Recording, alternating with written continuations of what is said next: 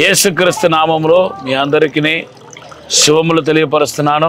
హోలీ ల్యాండ్లో పర్యటిస్తూ ఈరోజు యోర్దాను నది దగ్గరికి రావడం జరిగింది. మా గ్రూప్ నుండి వచ్చిన ఒకరిద్దరు బాప్టిజం తీసుకున్నారు. దేవుని బిడ్డలారా, ఈ బాప్టిజం గురించిన సమాచారం బైబిల్లో ఎంతో స్పష్టంగా రాయబడి ఉంది. బాప్టిజం మనకు అనేక అద్భుతమైన విషయాలు తెలియపరుస్తున్నాయి. రోమపత్రిక 6వ అధ్యాయం 1-4 వచనంలో బాప్టిజం ఒక పూర్తి అర్థం బైబిల్లో రాయబడి ఉంది. చాలామంది మంచిగా భక్తి చేస్తారు, మరి రక్షించబడ్డారు, మరి కానుకలు ఇస్తారు, దశమ భాగాలు ఇస్తారు. ఎందుకో బాప్టిజం అనేసరికి బాప్టిజాన్ని పోస్ట్పోన్ చేసుకుంటా వస్తూ ఉన్నారు.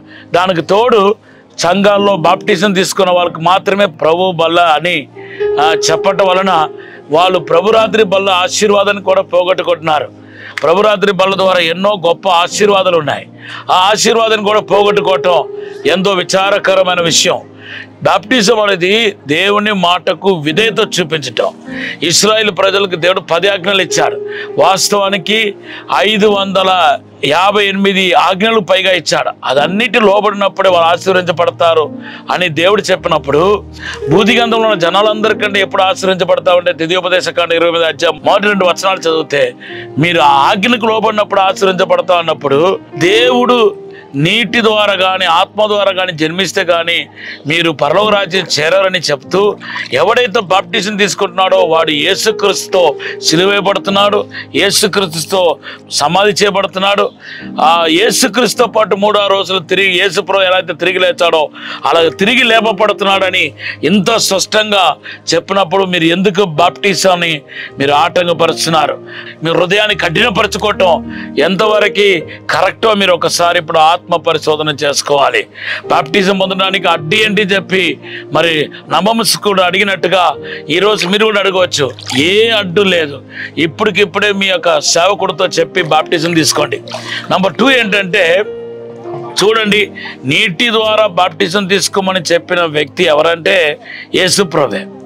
తర్వాత యేసుప్రభు శిష్యులు కూడా బాప్టిజం ఇచ్చారంట. అయితే ఆ యేసుప్రభు మరలా ఏమంటున్నాడంటే నువ్వు పరిశుద్ధాత్మతో కూడా నువ్వు బాప్టిజం తీసుకోవాలి, అగ్ని బాప్టిజం తీసుకోవాలని చెప్పి అపోస్తల కార్యం 1వ అధ్యాయం 4వ వచనంలో రాయబడి ఉంది. అంటే క్రైస్తవ అనుభవం అనేది ఒక్క అనుభవంతో ముడివేయబడలేదు. ఎంతైనా లోతుకు మనం వెళ్ళవచ్చు అనమాట.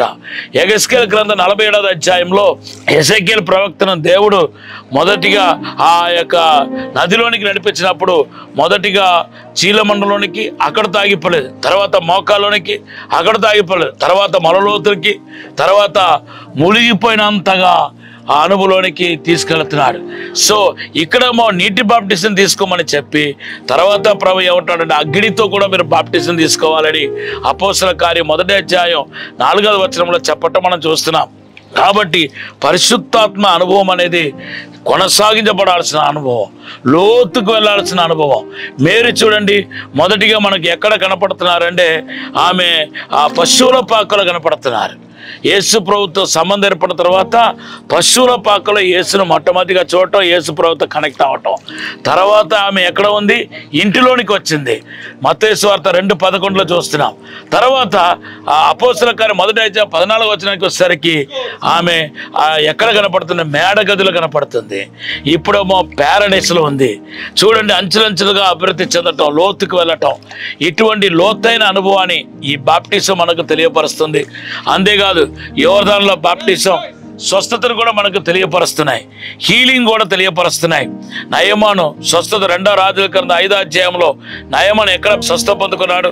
7 మార్లు మునిగినప్పుడు స్వస్థ పొందుకున్నాడు. అంతేకాదు, ఎలియా అభిషేకం ఎలీషా మీదకి వచ్చింది ఎక్కడ? యోర్దాను నదిలో.